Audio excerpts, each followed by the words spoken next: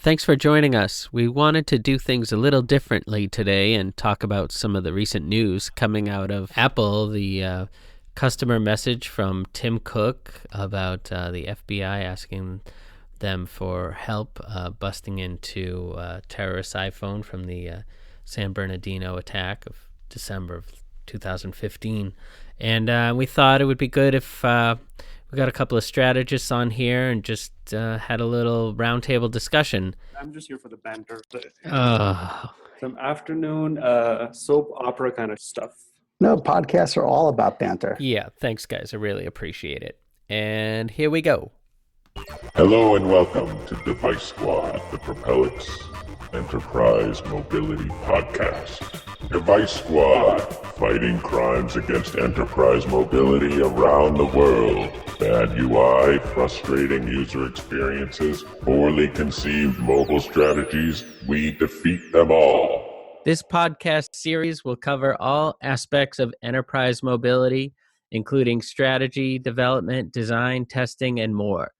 My name is Steve Brickman. I'm a mobile strategist and UX architect with Propellix. First, a brief history of the company. Founded in 2011, Propellix is a mobile strategy consultancy helping enterprises worldwide devise true mobile strategies and develop world-class mobile applications across all industry verticals. Propellix clients include large companies such as Amway, Bright Horizons, Bank of Montreal, Dubai Airports, Family Dollar, DLL, Cintas, Merck, and many more. Propellix menu of services includes 8 different mobile kickstarts, covering everything from mobile strategy and road mapping to MCOE, to UI UX design, to mobile testing, along with soup to nuts app design, development, and support. Additionally, Propellix offers 3 homegrown enterprise mobile products. Joining me today are Propellix mobile strategists Glenn Gruber and Nitin Bhatia. On February 16th, probably everybody got the message to our customers from Tim Cook. I thought maybe we should just read that to start off. The United States government has demanded that Apple take an unprecedented step which threatens the security of our customers. We oppose this order, which has implications far beyond the legal case at hand. This moment calls for public discussion, and we want our customers and people around the country to understand what is at stake. The need for encryption. Smartphones led by iPhone have become an essential part of our lives. People use them to store an incredible amount of personal information, from our private conversations to our photos, our music, our notes, our calendars and contacts, our financial information and health data, even where we have been and where we are going. All that information needs to be protected from hackers and criminals who want to access it, steal it, and use it without our knowledge or permission. Customers expect Apple and other technology companies to do everything in our power to protect their personal information, and at Apple, we are deeply committed to safeguarding their data. Compromising the security of our personal information can ultimately put our personal safety at risk. That is why encryption has become so important to all of us. For many years, we have used encryption to protect our customers' personal data because we believe it's the only way to keep their information safe. We have even put that data out of our own reach because we believe the contents of your iPhone are none of our business. The San Bernardino case. We were shocked and outraged by the deadly act of terrorism in San Bernardino last December. We mourn the loss of life and want justice for all those whose lives were affected. The FBI asked us for help in the days following the attack, and we have worked hard to support the government's efforts to solve this horrible crime. We have no sympathy for terrorists. When the FBI has requested data that's in our possession, we have provided it. Apple complies with valid subpoenas and search warrants, as we have in the San Bernardino case. We have also made Apple engineers available to advise the FBI, and we've offered our best ideas on a number of investigative options at their disposal. We have great respect for the professionals at the FBI, and we believe their intentions are good. Up to this point, we have done everything that is both within our power and within the law to help them. But now the U.S. government has asked for something we simply do not have and something we consider too dangerous to create. They have asked us to build a backdoor to the iPhone. Specifically, the FBI wants us to make a new version of the iPhone operating system circumventing several important security features, and install it on an iPhone recovered during the investigation. In the wrong hands, this software, which does not exist today, would have the potential to unlock any iPhone in someone's physical possession. The FBI may use different words to describe this tool, but make no mistake, building a version of iOS that bypasses security in this way would undeniably create a backdoor. And while the government may argue that its use would be limited to this case, there is no way to guarantee such control. The threat to data security. Some would argue that building a backdoor for just one iPhone is a simple, clean-cut solution, but it ignores both the basics of digital security and the significance of what the government is demanding in this case. In today's digital world, the key to an encrypted system is a piece of information that unlocks the data, and it is only as secure as the protections around it. Once the information is known, or a way to bypass the code is revealed, the encryption can be defeated by anyone with that knowledge. The government suggests this tool could only be used once on one phone, but that's simply not true. Once created, the technique could be used over and over again on any number of devices. In the physical world, it would be the equivalent of a master key, capable of opening hundreds of millions of locks, from restaurants and banks to stores and homes. No reasonable person would find that acceptable. The government is asking Apple to hack our own users and undermine decades of security advancements that protect our customers, including tens of millions of American citizens, from sophisticated hackers and cybercriminals. The same engineers who built strong encryption into the iPhone to protect our users would ironically be ordered to weaken those protections and make our users less safe. We can find no precedent for an American company being forced to expose its customers to a greater risk of attack. For years, cryptologists and national security experts have been warning against weakening encryption. Doing so would hurt only the well-meaning and law-abiding citizens who rely on companies like Apple to protect their data. Criminals and bad actors will still encrypt using tools that are readily available to them. A dangerous precedent. Rather than asking for legislative action through Congress, the FBI is proposing an unprecedented use of the All Writs Act of 1789 to justify an expansion of its authority. Well, I think they probably, in 1789, they probably predicted something like this. Right? It doesn't seem too crazy. The government would have us remove security features and add new capabilities to the operating system, allowing a passcode to be input electronically.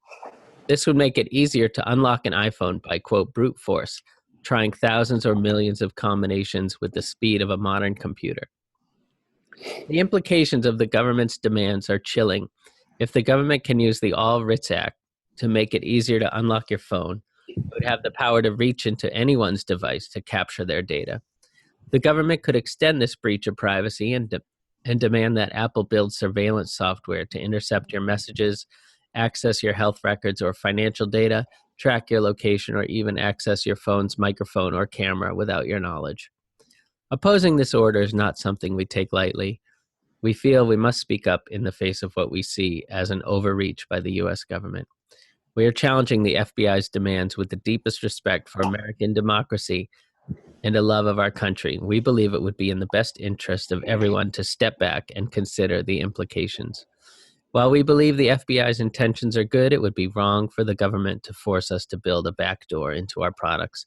And ultimately, we fear that this demand would undermine the very freedoms and liberty our government is meant to protect. Tim Cook. I want to know what that 1789, I want to know what the Writs Act says. Well, I think someone can Google that at some point. It might not even be written in English. It might have all those Shakespeare words in there. All right, I found it. It's very short. The Supreme Court and all courts established by act of Congress may issue all writs necessary or appropriate in aid of their respective jurisdictions and agreeable to the usages and principles of law. An alternative writ or Rule nisi may be issued by a justice or judge of a court which has jurisdiction. Okay, I'm not. It basically says that they could do whatever they want. Well, I mean, like to They me, have to. Probably. I mean, I'm not a lawyer. I don't even play one on TV, but there are a couple of things I think about when I read this and read a bunch of other articles surrounding it. Your point that this was clearly not contemplated back in 1789, that we're going to use this to look at devices where we're now storing just about everything about our lives. So there's that piece of it. There's also the wiretapping issues that came out of what was it, the Patriot Act? Right after 2001, and it's almost like saying that, well, we have these protections because and kind of governmental oversight and review to say which of these can go forward, which are eligible in terms, unlike the way that it's portrayed in Tim Cook's letter. It could be anything. Well, I guess to some extent it can, simply because it's almost like getting a grand jury indictment on these. Like they're almost always provided. It's you can indict a ham sandwich kind of thought there. So it can begin to reach further and further. But I think that the one part that if anything's a slippery slope in this kind of discussion, the one part that isn't even addressed by Tim Cook's letter is, this is all good and well when we look within the boundaries of the US government, but Apple operates in hundreds of countries. Many of them are repressive or autocratic regimes that don't have the same respect for rule of law perhaps that we do here in the US. So what happens when China or Russia or Hugo Chavez in Venezuela starts making the same requests? They're governments of real countries, that they operate. So, would Apple be able to say no to China, but yes to the US? And I think that the answer to that is no. Like, whatever set of rules you adopt, they're going to have to adopt and live by across the globe. And that's, another, area of concern. And this is where maybe his statement of, kind of once the genie's out of the bottle, once this tool of code that they say that they have to write, and there's still an open question as to whether or not they can do that. The 5C in question, and this is another interesting discussion of the issue and device that they chose to litigate this. But the 5C doesn't have Touch ID. So there's questions about whether, and with Touch ID, now you're dealing with the secure enclave part, which is another separate from iOS, but another layer of security, which it's unclear whether today that's something that even Apple can go and upgrade the firmware, create a CIF of a sort for the secure enclave to bring down those protections. But once someone knows how to go about doing this, you're not going to put that genie back out of the bottle. And I think it's going to be hard to say that it's going to be restricted to just these few cases. Yeah, I mean, away from the political and philosophical discussion around this, just from a technology perspective, it is not hard for the FBI or for other groups around the world to be able to hack an iPhone. So I'm curious to know on why the FBI is pursuing for Apple to cooperate and provide such a kind of backdoor. I mean, you could go hire a bunch of hackers, Russia, China, or even in the United States. You could easily you find a lot of jailbroken iPhones, so you can do it and get into the iPhone by jailbreaking it. I think Apple has, and to your point, Glenn, I think Apple has been able to changed the secure enclave before. They have done that with the firmware to where they increase the amount of time between the amount of time it takes to type error or bad passcodes. They have changed that over time. So I think they have the ability to do it. They just they don't want to do it, which is fair for a private company not to cooperate with the government. I mean, it's clearly two different sides. I mean, there's government and then there's capitalism, and I don't think the two need to mix. I think this is a really interesting move by Apple. I mean, we can obviously assume that the FBI went to Apple, not publicly. They approached Apple. None of us knew about it. And then Apple chose to make it public, which I think is odd considering all the options they had at that point. I mean, they could have taken, some coders and had them work surreptitiously for the government so that, you know what I mean? I mean, there's a lot of ways that this could have been. Yeah. So I was reading some numbers around why the FBI did not want to do that. So just some numbers here that I'm reading off of different websites. It would take the FBI around 5.5 years if the person who of course, kind of not changing any of the firmware and keeping with whatever is on that phone, it would take them 5.5 years just to try all the different combinations. And if that person, given that this person had a complex password, like if they had letters and numbers, it'd be approximately 5.5 years. Yeah, but actually, the case that 5.5 years from what I recall was from just with the 4-pin password. Yeah.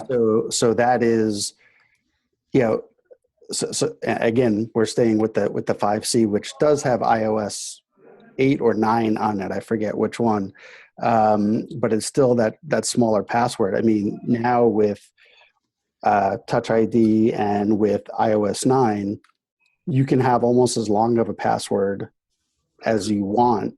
And so you go from, going even from 4 digits to 6 digits, we'll take that 5.5 years to probably 10, because I or maybe even more, because I think you add about an order of magnitude number of combinations by adding the 2 extra digits. Yeah.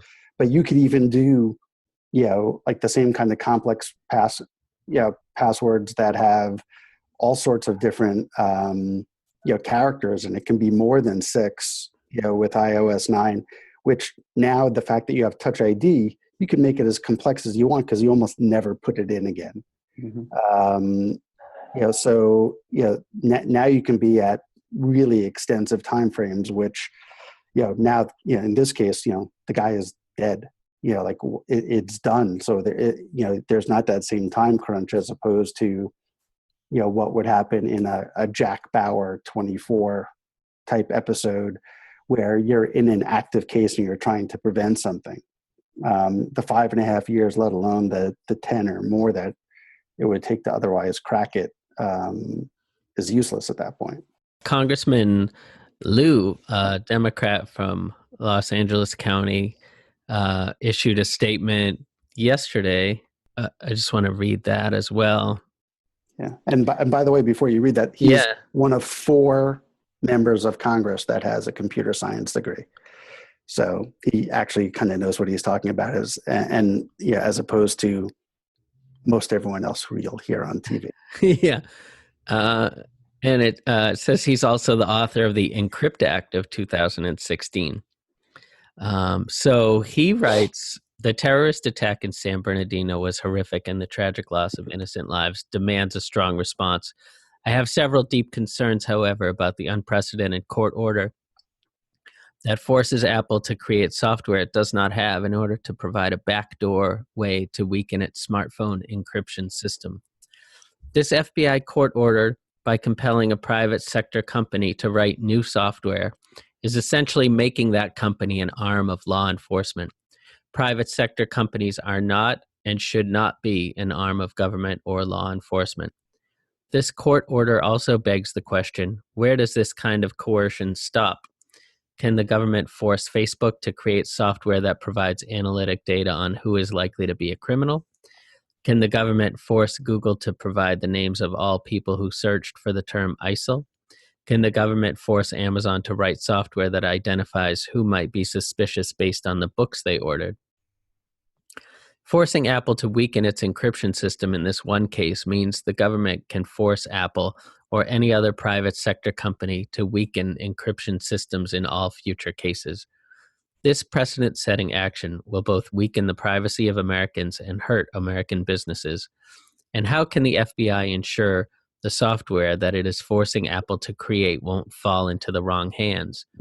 Given the number of cyber breaches in the federal government, including at the Department of Justice, the FBI cannot guarantee this backdoor software will not end up in the hands of hackers or other criminals.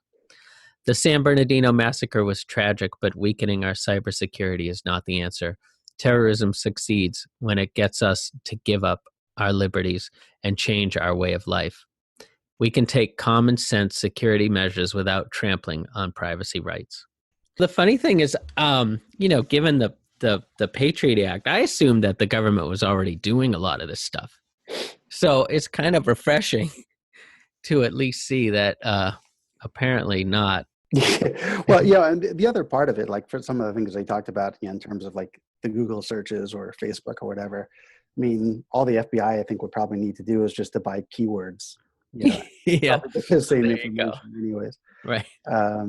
You've seen the EFF and the ACLU come out and strongly support, Apple, but at least I've been a little bit disappointed by the timidity of the other statements where they've been made at all by the other big tech companies. Sundar Pichai from Google put out 5 tweets yesterday that had more modifiers than I thought could fit into 140 characters. Yeah, there was a lot of coulds and maybes and possibly, but no strong support.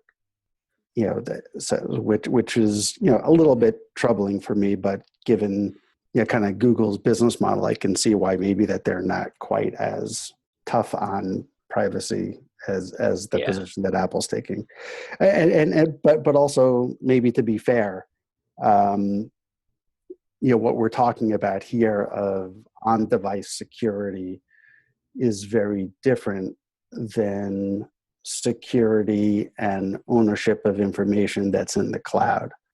So if as I understand it, if the terrorist didn't just have this information on this phone, but also synced that back to iCloud or some other cloud storage mechanism. Oh yeah. Then at that point, Apple it would be very easy for them to do that search and provide that data. That might include address book and calendar and photos. So the fact that this is not tied to a cloud backend necessarily is what makes this a little bit more unique. But I think Apple and Google and Amazon and everyone else has otherwise cooperated when the data is within their reach. The question is whether or not this data is legitimately within their reach. And as I was mentioning earlier, once you start to look at iPhone 6 and forward with, or even 5S and forward with, Touch ID and the secure enclave, it is a much trickier and thornier technical issue to make this happen, which is why I think that the government is jumping on the fact that this is a non-Touch ID smartphone, but by getting cooperation or the ability to try and break the security on this device where it's easier, kind of opens Pandora's box to do it. in a more complex, Touch ID situation, eight, many more digits than the 4-digit PIN. Yeah, I wonder if it's possible. This just seems just the fact that Apple made this public so quickly, it almost makes me suspicious that there might be some kind of smoke and mirror situation going on here where Apple is putting out one message to the public and then behind closed doors, they're going to hand over some kind of key to the FBI.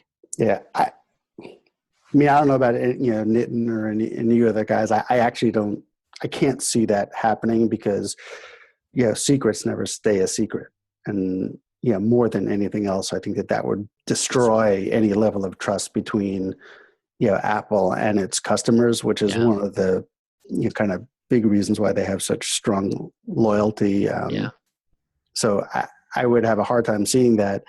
I think that this was just they've been trying to fight this for a while now. And, it's probably if you think from a crisis communications perspective, it's probably a good idea to get ahead of the story because I think that they only came out once the judge signed off on the order from the district attorneys involved. But the order was signed by the judge, on the 16th. So this was, in response to an order basically forcing, Apple to do it. So I understand why they probably quickly responded. Yeah, I'm with you on this, Glenn. I think there's a very good reason, as you mentioned, that they came out before the news did, just so that they seemingly have control of this, and they're obviously more concerned just from a marketing perspective and from the kind of message that they want to send out to the crowd. Like, we're concerned about privacy, we're concerned about security, before the government turns around this message and says, hey, you guys are not assisting us keep the national security intact, and all those other kinds of political kind of messaging around it. So I don't think, unless they drag Apple to court and they lose in court, that Apple will be willing to hand that off. And even after that, I think we'll see counter lawsuits, and they're going to file all kinds of petitions to do anything and everything possible. And I think Apple has enough pocket change to do that. I don't know if the government has enough time or money to do that.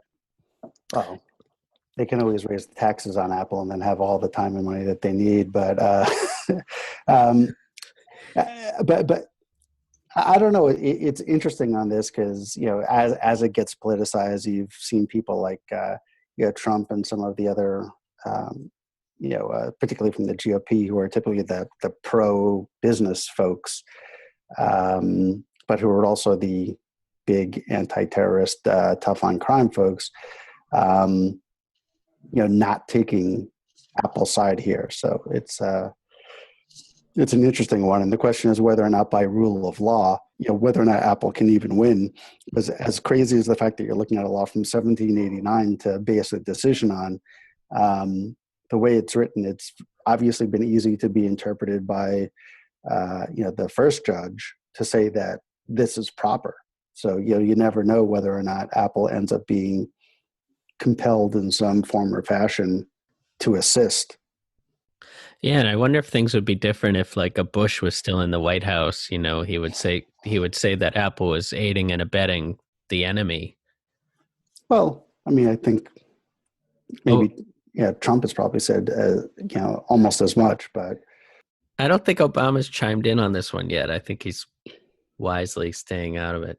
Yeah, well, I mean, I think, interestingly, a lot of the people who are currently in office, other than Representative Lou, have also stayed kind of quiet because, at least some of the things I've read makes it seem that most of Congress would like to see this adjudicated in court one way or another, but they don't necessarily want to be part of, especially within an election cycle, to have to pass a law on this, particularly if the law says that the government gets to see everything that you have, no matter where it is, based on their own internal governance, which we always know how well that goes. So, it'll be interesting to see how this plays out. Yeah, certainly. I think it's really interesting in light of what Nitin is saying, that he's sure that Apple already has something like this and already has a way of breaking into the phone by jailbreaking it, and getting at that information is simply not offering the solution up.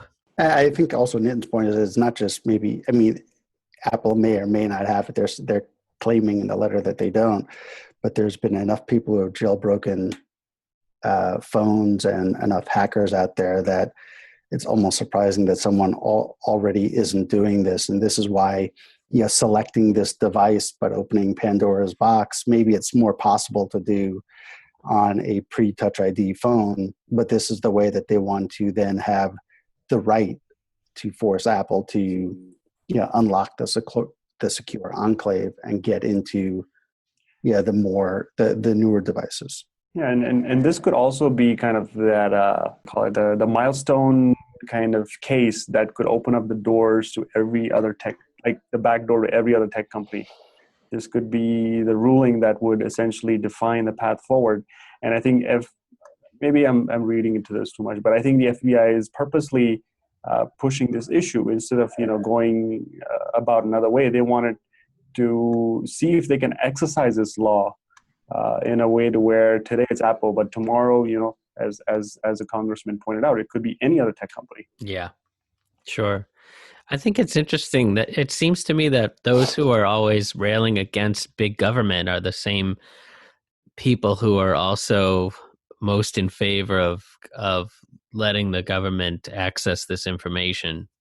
I don't know. I don't think I don't think there's a correlation between the two. I know there are people who feel a little bit torn apart, especially where they think that the government shouldn't be telling private companies what to do, and also along the same lines, I'm not a supporter of terrorist groups and stuff like that. So if there's anything, like as Tim Cook pointed out, if there's anything that we can do to assist you without compromising our core values, we're more than happy to do it. We're more than happy to oblige. You guys get us, the right search warrants. We'll hand over whatever data we have. Now, for the stuff that you're specifically asking us to go against our core values, and not just do it on this one-time basis, but essentially it could open a box to say, not just for this company, not just for this phone, not just for this operating system, but for any sort of technology, the government will essentially have an overreach. They could reach into anyone's pocket, get whatever information they wanted to, which creates a much larger issue. This is not about this one terrorist attack anymore.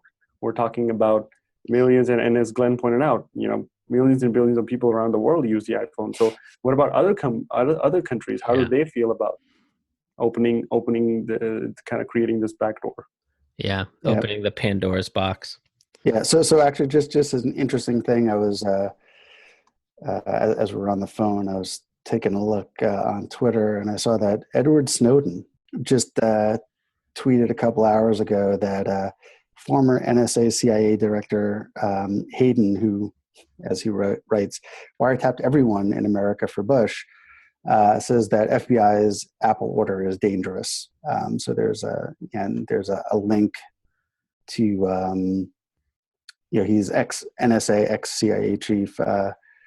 There's a link to an article in where he's siding with Apple here. So that's kind of interesting in and of itself. Yeah, I remember when Snowden said things like, if you knew what the FBI was able to access, you would, just be scared out of your wits. And so it was statements like that from him that led me to believe that some of this stuff was already being done.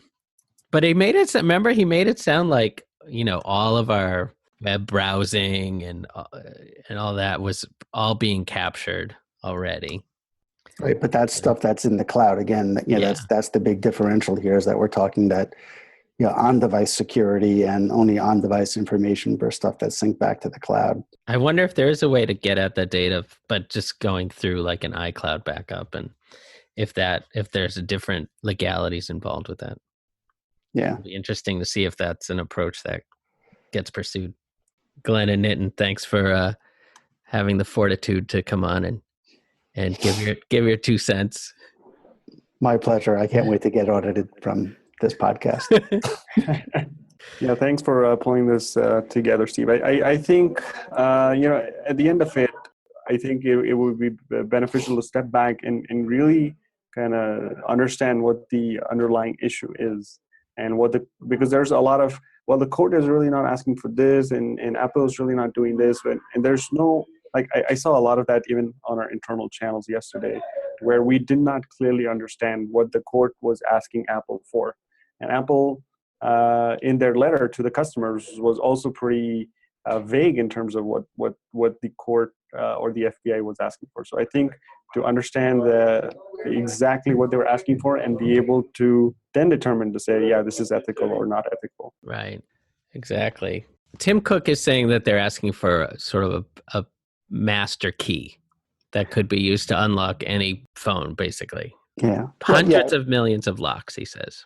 Yeah, I mean, essentially, it's a SIF, but it's a way to basically upload a file that allows you to subvert all of the key security practices that are in place. And yes, it needs to be, as part of that file, you have to have the unique ID, but we all know how to copy and paste. But most importantly, it needs to be signed by Apple for the phone to accept it. But once you have that file, it's very easy to just simply replace what device ID that we're talking about and use it again and again and again. That's where I think what Cook is referring to in terms of it's a master key. In this case, they're only asking to do it for the unique device, but the point is that you can then take that process and take that code and utilize it on any device. So I found this blog here, and it clearly states what the FBI is asking for. So in their request, they've asked for the following: Apple will bypass or disable the auto erase function whether or not it has been enabled. Apple will enable the FBI to submit passcodes to the subject device for testing electronically via physical device port, Bluetooth, Wi-Fi, or other protocol available on the subject device. And Apple will ensure that when the FBI submits passcodes to subject device, software running on the device will not purposefully introduce any additional delay between the passcode attempts beyond what is incurred by Apple hardware. So in plain English, the FBI wants to ensure that it can make an unlimited number of PIN guesses, that it can make them as fast as the hardware will allow, and that they won't have to pay an intern to hunch over the phone and type the PIN codes one at a time for the next 20 years. They want to guess passcodes from an external device like a laptop or a peripheral. So it looks like they want to be able to iterate through n number of iterations to be able to brute force into this phone. Right. And it sounds like exactly the sort of thing that would then provide them a master key that would let them bust into hundreds of millions of devices in countries around the world, just as Tim Cook is saying. So Yep. Probably not a good idea. Probably not. Probably. All right. Thanks for pulling this together, Steve. All right, guys. Thanks for joining. Yep. Thanks. Bye. And stay tuned for the next episode of Device Squad, Propellix Enterprise Mobility Podcast. Bye, everybody.